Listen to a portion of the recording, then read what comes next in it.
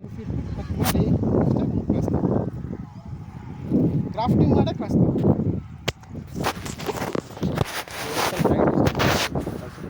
ಇಲ್ಲ ಇದು ನೋಡಿದೆ ಅಲ್ಲೇ ಇದೆ.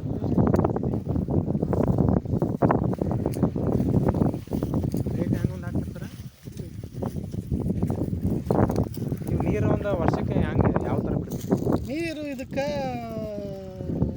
2 ತಾಸು ಇದು ಎಮ್ಮೆ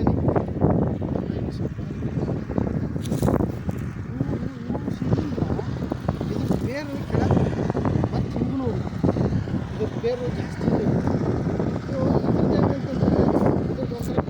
ಥರ ಬೇರು ಬೇರಲ್ಲಿ ಆಡ್ತಾರೆ.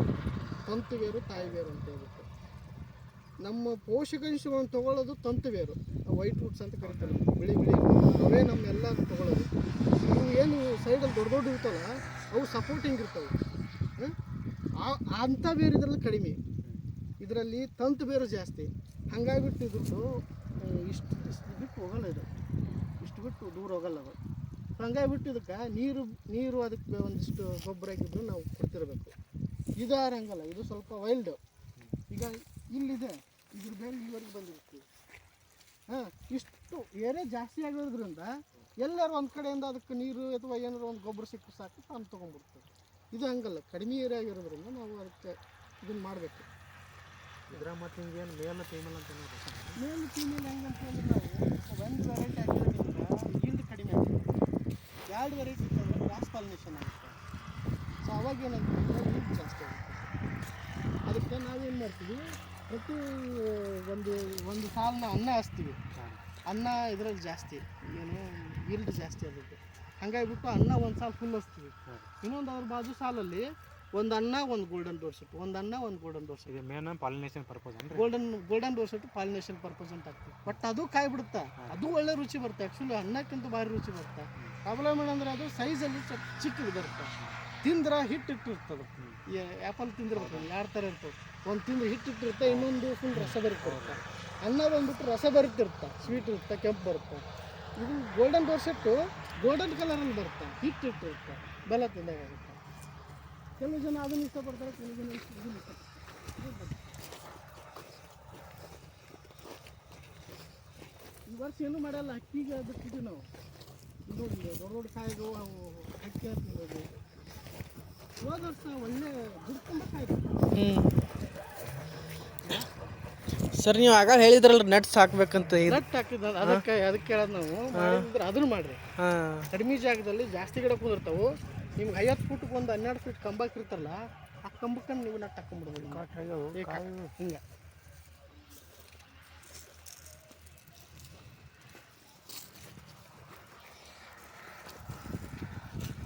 ರೋಗ ಬಂದಕ್ಕೆ ಏನಲ್ಲ ಈ ಥರ ಸರ ಡಿಸೆಂಬರ್ ತಿಂಗಳಾಗ ಅದು ಪ್ರೂನಿಂಗ್ ಮಾಡ್ತೀರಿ. ಈಗ ಮುಗಿತು, ಈ ವರ್ಷ ಮಾಡಿಲ್ಲ ನಾವು. ಮಾಡಿಲ್ಲ ಅದೇ ಹೇಳಿದ್ನಲ್ಲ, ಗಿಡ ರೋಗಗ್ರಸ್ತ ಆಗಿರೋದ್ರಿಂದ ಈಗ ನಾವು ಈ ಥರ ಆಗಿದೆ. ನಾವು ಪ್ರೂನಿಂಗ್ ಮಾಡಿದ್ರೆ ಏನು ಮಾಡ್ಬಿಡ್ತೀವಿ, ಇವು ಎಲ್ಲ ಎಲೆ ತೆಗಿಬೇಕು. ನಾವು ಪ್ರೂನಿಂಗ್ ಮಾಡ್ಬೇಕಂದ್ರೆ ಎಲೆ ತೆಗೆದು ಮತ್ತೆ ತುದಿ ಕಟ್ ಮಾಡ್ತೀವಿ.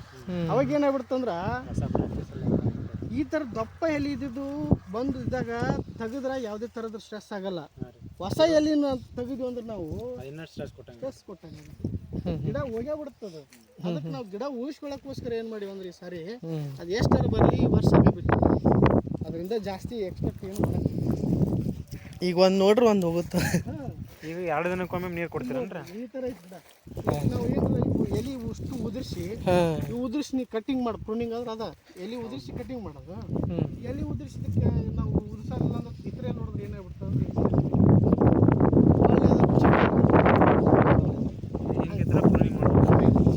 ಹಿಂಗಿದ್ರೆ ಪುಷ್ಟಿ ಗಿಡ ಹೆಂಗಿದ್ರೆ ಪ್ರಾಣಿಂಗ್ ಮಾಡ್ಬೋದು. ಇಲ್ಲ ಹಿಂಗಿದ್ರೆ ನಾವೇನು ಮಾಡ್ತೀವಿ, ಫಸ್ಟು 1.5 ತಿಂಗಳ ನೀರು ಕಟ್ ಮಾಡ್ತೀವಿ. 1.5 ತಿಂಗಳು ನೀರು ಕಟ್ ಮಾಡೋದ್ರಿಂದ ಏನಾಗ್ಬಿಡ್ತದೆ ಅಂದ್ರೆ ಒಂದು 40% ಎಲೆ ಉದುರಿಬಿಡುತ್ತೆ, ಎಲೆಯಾಗಿ ಉದುರಿಬಿಡುತ್ತೆ. ಇನ್ನೂ 60% ಉಳಿತೈತಿ. ಅವಾಗ ಏನು ಮಾಡ್ತೀವಿ ಅಂದ್ರೆ ಒಂದು ಇತರಲ್ಲಿ ಸ್ಪ್ರೇ ತೊಗೋತೀವಿ. 5 ml ಪರ್ ಲೀಟ್ರ್ ಆಗ್ತದೆ. ಅದನ್ನ ಹೆಚ್ಚು ಕಡಿಮೆ ಮಾಡ್ಬಿಡೋದು. ಅದರಲ್ಲಿ ಆ್ಯಕ್ಚುಲಿ ಭಾರಿ ಡೇಂಜರ್. ನಾವು ಕಡಿಮೆ ಮಾಡಿದ್ವಿ ಅಂದ್ರೆ ಗ್ರೋತ್ ಜಾಸ್ತಿ ಆಗಿಬಿಡ್ತದೆ, ಹತ್ತುಗಳದ್ದು ಬೆಳಕ್ಕೆ ಬಿಡ್ತದೆ. ನೀವು ಜಾಸ್ತಿ ಮಾಡಿದ್ರೆ ಗಿಡಕ್ಕೆ ಹೊರತು ಬಿದ್ದು ಎಲೆ ಇದು ತುದಿನ ಸುಡಕ್ಕೆ ಬಿಡುತ್ತೆ. ಅದಕ್ಕೆ ಇತರ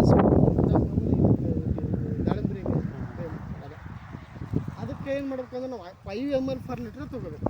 ಅಂದ್ರೆ ಅವಾಗ ಏನಾಗ್ಬಿಡ್ತದೆ ಕರೆಕ್ಟ್ ಅದು ಎಲಿಗೆ ಹೋಗಿ ಬೀಳಕ್ಕೆ ಎಲಿ ಉದುರಾಗ್ತದೆ. ಹಂಗೆ ಸರ್ ಈಗ ನೀವು ಡ್ರಿಪ್ ಮುಖಾಂತರ ಕೊಡಕ್ಕೆ ಆಗೋದೇ ಇಲ್ಲ ಏನು ಅವು ಏನು ಸ್ಪ್ರೇಗೆ ಸ್ಪ್ರೇ ಇಲ್ಲ ಸ್ಪ್ರೇ ಹೆಂಗೆ ಸ್ಪ್ರೇ ಎಲ್ಲಿ ಮೇಲೆ ಹೊಡಿಬೇಕು.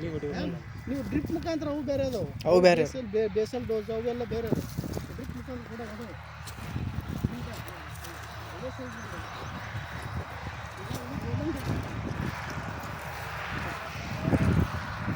ಹಾಗೆಷ್ಟು ಅಂದ್ರೆ ಏನು ವೇಟ್ ಬರ್ತದೆ ಸರ್ ಒಂದು ಇದು ನಮ್ಮ ಹತ್ರ 190 200 ಅನ್ನ ಬರ್ತೈತಿ. ಇದು ಕಡಿಮೆ ಇರ್ತದೆ. ಮತ್ತು ಇದು ಗೋಲ್ಡನ್ ಕಲರ್ ಬರ್ತದೆ, ಬೆಲ್ಲ ತಿಂದಾಗುತ್ತೆ. ಇದು ಗಂಡು ಗಿಡ ಅಂತ ಕರ್ತೀವಿ ನಾವು. ಇದು ಆಲ್ರೆಡಿ ಬೇರೆನೇ ಐತೆ ನೋಡೋಕೆ. ಆ ಕಡೆದವು ಹೆಣ್ಣು ಗಿಡ. ಈಗೇನು ಮೇನ್ ಇದು ಪಾಲಿನೇಷನ್ ಸಂಬಂಧ ಜೇನು ಹಾಕಿರಿ? ಹಾಂ, ಜೇನು ತಂದಿದ್ವಿ. ಅವು ಇದಾದು ನಿಂತಿಲ್ಲ ಅಂದ್ರೆ ನಿಂತಿಲ್ಲ. ಮತ್ತೆ 4 ಬಾಕ್ಸ್ ತಂದೀವಿ. ಅವು ಈ ವರ್ಷ ಇಲ್ಲಿ ಹೂ ಇರಲಿಲ್ಲಲ್ಲ, ಅಲ್ಲಿ ನಮ್ಮ ಮಾವರ ಊರಲ್ಲಿ ನಮ್ಮದು 4 ಎಕರೆ ಇದೆ. ಅಲ್ಲಿ ಪಪ್ಪ ಐತೆ 4 ಎಕರೆ. ಅಲ್ಲಿ ಹೂ ಐತವೆ. ಅಲ್ಲಿಗೆ ಕಳಿಸಿ ಇನ್ನು 4 ಬಾಕ್ಸು. ಇಲ್ಲೊಂದು ಅಲ್ಲೊಂದು 2 ಬಾಕ್ಸ್ ಉಳಿದ್ವಿ. ಅವಕ್ಕೆ ಇರಿಬಿ ಹತ್ತಬಾರ್ದ್ರಿ. ಇರಿಬಿ ಹತ್ತಿದ್ವು ಅಂದ್ರೆ ಹೋಗ್ಬಿಡ್ತಾವೆ.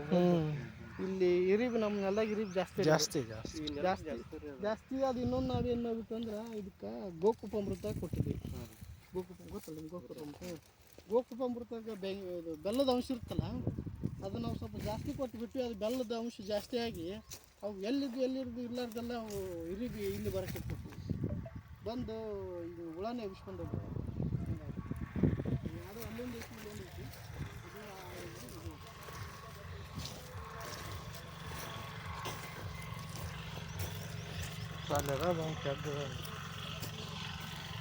ನೋಡಿ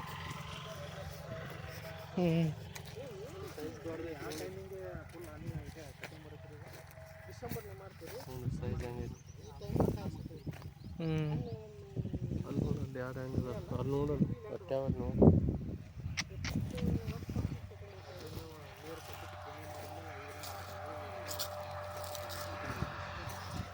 ಅದ್ರಾಗ ಇನ್ನೂ ನಿಮಗೆ ಇದನ್ನು ಯಾರು ಹೇಳಲ್ಲ, ನಾವು ಎಕ್ಸ್ಪೀರಿಯನ್ಸ್ ಇರೋದ್ರಿಂದ ಹೇಳ್ತೀವಿ.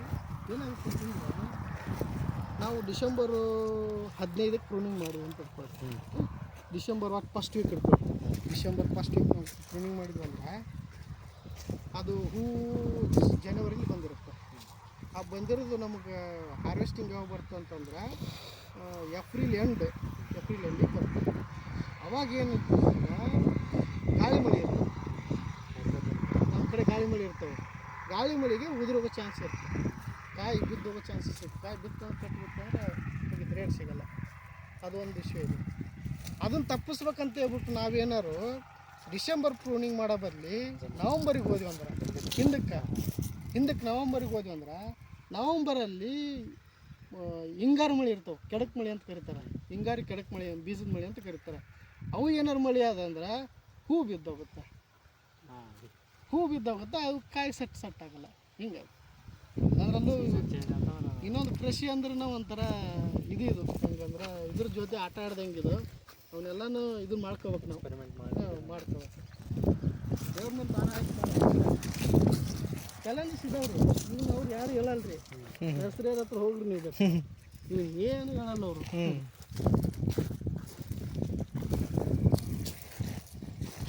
ಆಮೇಲೆ ಅವ್ರ ಹತ್ರ ಸೀಡ್ಲಿಂಗ್ ಗಿಡ ಬೆಸ್ಟ್ ಅಂತ ಹೇಳ್ತಾರೆ ಅವರು. ರೂಸ್ಟಾಕ್ ಗಿಡ ಬೆಸ್ಟ್ ಅಂತ ಹೇಳ್ತಾರೆ ಅವರು. ಬಟ್ ಅವ್ರ ಗಿಡ ಹೋಗ್ಬೇಕು. ಯಾವ್ದು ಇರ್ತೈತಲ್ಲ ಅದು ಬೆಸ್ಟ್ ಅಂತಾರೆ. ಹೌದು. ನೋಡಿ ಕಲರ್ ಇದನ್ನು ಬರುತ್ತೆ. ಅಣ್ಣ ಉದ್ದಗಡೆ ಬರುತ್ತಾ, ಸೈಜ್ ದೊಡ್ಡದಾಗ್ತದೆ. ಹೋದ ವರ್ಷ ಗಿಡ ತುಂಬ ಕಾಯ್ರಿ. ರೇಟ್ ಏನು ಸಿಗ್ತೈತೆ ರೀ? ನಾವು ಹೋದ ವರ್ಷ 100 ರೂಪಾಯಿ ಕೃಷಿ ಮಾರಿದ್ವಿ. ಏನಾಗ್ಬಿಡ್ತು ಅಂದ್ರೆ ಕೃಷಿ ಸಂಚಾರಿ ಅಂತ ಯೂಟ್ಯೂಬ್ ಚಾನಲ್ಲು, ಅವ ನಮಗೆ ಮೊದಲೇ ಪರಿಚಯ ಇದ್ದ. ಹಿಂಗೆ ಆ್ಯಪಲ್ ಬಗ್ಗೆ ಹಿಂಗೈತ್ರಿ ಅಂತ ಫೋನ್ ಮಾಡಿದ್ದೆ ನಾನು. ಅವಾಗ ಬಂದು ವೀಡಿಯೋ ಮಾಡ್ಕೊಂಡು ಹೋದ. ವೀಡಿಯೋನ ಅದನ್ನ ಫೇಸ್ಬುಕ್ಕಲ್ಲಿ ಹಾಕಿದ, ಯೂಟ್ಯೂಬಲ್ಲಿ ಹಾಕಿದ. ಆಮೇಲೆ ಇನ್ಸ್ಟಾದಲ್ಲಿ ಒಂದು ರೀಲ್ ಮಾಡಿ ಹಾಕ್ಬಿಟ್ಟವ. ಗಜನ್ ಗಿಡದಲ್ಲಿ ಸೇಬ್ ಬೆಳಿತಾ ಇದಾರೆ ಅಂತ ಹೇಳ್ಬಿಟ್ಟು ಅದು ಹೆವಿ ವೈರಲ್ ಆಗಿಬಿಡ್ತು ನಮ್ಮ ಸುತ್ತಮುತ್ತ ಏರಿಯಾದಾಗ. ಗಡದಾಗ ಅಂತ ಲೊಕೇಶನ್ ಕೇಳ್ಯಾರ ಇದ್ರಾಗ ಯೂಟ್ಯೂಬ್ ಕಾಮೆಂಟ್ಸ್ನಾಗ. ಇಲ್ಲೇ NH ಬಾಜುನೇ ಬರ್ತಾ ರಾಂಪುರದ ಹತ್ರ ಅಂತ ಹೇಳ್ಬಿಟ್ಟಾರೆ. ಹಂಗಾಗ್ಬಿಟ್ಟು ಹೆಂಗೆ ಜನ ಬರ್ತಿದ್ರಂದ್ರೆ ಅದು ನಿಮ್ಗೆ ಇದನ್ನೇ ದಿನಕ್ಕೆ 25-30 ಜನ ಬರೋರು. ಅವರು ಬಂದಾರು ನೋಡೋರು. ಕಾಯಿ ಇದು ಇರ್ತಿತ್ತಲ್ಲ, ಒಂದು ಹೆಚ್ಚು ಕೊಡ್ರಿ ಇದನ್ನು ಟೇಸ್ಟ್ ನೋಡಿ ಅಂತ ಹೇಳೋರು. ಒಂದು ಅರ್ಧ ಹೆಚ್ಚು ಕೊಟ್ಟಿಂದ ಟೇಸ್ಟ್ ನೋಡಿ ಏ ಭಾರಿ ಐತಿ ನಮಗೆ 1 kg ಕೊಡ್ರಿ, 2 kg ಕೊಡ್ರಿ, 5 kg ಕೊಡ್ರಿ. 21,000 ರೂಪಾಯ್ದು ಇಲ್ಲೇ ಮಾಡಿ ನಾನು 21,000 ರೂಪಾಯ್ದು ಹಣ್ಣು ಇಲ್ಲೇ ಮಾಡಿ ಅಂತಂದ್ರೆ 2 ಕ್ವಿಂಟಲ್ ಕಾಯಿ ಭಾರಿ ಬಂದಿತ್ತು ಹೋಗಿ ಸರ್. ಇಲ್ಲಿ ಫೋಟೋ ತೋರಿಸ್ತೀನಿ ನನಗೆ ಕಾಯಿ ಇದು 9 ಹಿಂಗೆ 9 ಇಟ್ಟಿವಿ. ನೀವು ಇದು ಮಾಡ್ಬೇಡ್ರಿ, ಐಡೆನ್ಸಿಟಿ ಮಾಡಿರಿ. ನಾನು ಯಾರು ಬಂದರೂ ಇದು ಮಾಡಕ್ಕೆ ಹೋಗ್ಬೇಡ್ರಿ ಅಂತ ಹೇಳ್ತೀನಿ. ಇದು ಮೇಂಟೆನೆನ್ಸ್ ಜಾಸ್ತಿ ಐತಿ. ಗಿಡ ದೂರ ಆಗಿರೋದ್ರಿಂದ ನಿಮಗೆ ಹಕ್ಕಿ ಕಾಟಕ್ಕೆ ಇದು ಮಾಡೋಕ್ಕಾಗಲ್ಲ. ಅದು ಹಾಕಿ ಬರಲ್ಲ ಅಂತೀರ ಅದಕ್ಕೆ ಬರ್ತಾವೆ, ಅದಕ್ಕೆ ನೆಟ್ ಹಾಕ್ತೀರಿ ನೀವು. ಏರಿಯಾ ಕಡಿಮೆ ಆಗ್ಬಿಡುತ್ತಲ್ಲ, ಒಂದು ಕಡಿಮೆ ಜಾಗದಾಗ ಜಾಸ್ತಿ ಗಿಡ ಕುಂದಿರ್ತಾವು, ಜಾಸ್ತಿ ಇಳುವರಿ ಬರ್ತದ. ನಿಮಗೆ ಇದನ್ನ ರಕ್ಷಣೆ ಮಾಡೋಕೆ ಈಜಿ ಆಗುತ್ತಲ್ಲ. ಈಗ ಹಕ್ಕಿ ನಮ್ಗೆ ಹೋದ್ ಸರಿ ಹೆಂಗತ್ತಂದ್ರೆ ಅಲ್ಲಿ ಕುಂದಿರ್ತಿದ್ದು, ಅಲ್ಲಿ ಹೋಗತ್ತ ಈ ಮೂಲಿ ಬಂತು ನಾವು, ಇಲ್ಲಿ ಬಿಟ್ರೆ ಅಲ್ಲಿಗೆ ಹೋಗವು. ಅಲ್ಲಿಂದ್ರ ನಾವು ಅಲ್ಲಿ ಹೊಡ್ಯಾಕ ಹೋಗ್ಬಿಡ್ದು ಆ ಮೂವ ಆಚೆ ಗಿರಿ ಭಾರಿ ಬೆರಿತೇವು.